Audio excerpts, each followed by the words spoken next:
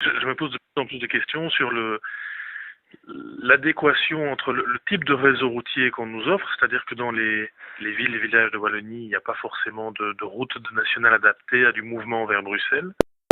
J'emprunte deux types de réseaux. D'abord, je sillonne les villages pour arriver jusqu'à l'autoroute, et quand j'arrive à l'autoroute, je subis les embouteillages.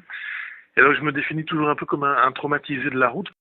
Voilà, traumatisé par cette route, par ce réseau routier dont personne ne veut rien savoir, parce qu'en gros, on sent bien que l'avenir n'est pas du tout à une réflexion sur la qualité du réseau routier. Je parle pas des trous, hein. Voilà, c'est un problème qu'on refuse de voir, qu'on refuse d'envisager, et je me dis que parfois qu'aller travailler devient une lutte ou une performance. Comment jeter la pierre à des gens qui disent moi je joue plus dans ce jeu-là et je fais pas 5 heures de route par jour. Il est de bon ton de dire vive les transports en commun, l'avenir est au transport en commun. J'étais au Canada en avril, la ville d'Halifax par exemple, où il y a pas beaucoup de trafic, hein. À Halifax, tu dirais Bruxelles un dimanche en circulation, tellement c'est léger, mais voilà, ces gens ont 6 bandes à disposition et en fonction du flux, ils en mettent 4 vers la ville ou 4 en direction de la sortie de la ville, mais ils ont une gestion beaucoup plus souple.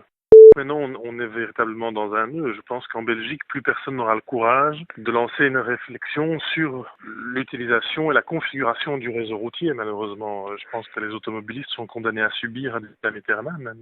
Moi, je suis un enfant de Bruxelles, tu vois. Je suis né à Bruxelles, j'ai vécu toute ma vie de jeune homme à Bruxelles. Et j'ai dû partir de Bruxelles parce que cette ville était devenue impayable au niveau du logement. Quand je veux maintenant revenir dans ma ville, qui s'est complètement fermée, on parle de barrières à l'entrée de Bruxelles, on parle de paiement, hein, comme ils le font à Londres. Cette ville est en train de se fermer complètement au monde extérieur. Et donc, je fais partie des gens qui purgent la double peine. J'ai dû partir parce que j'avais pas les moyens de me loger. Et je dois souffrir pour revenir travailler dans ma propre ville.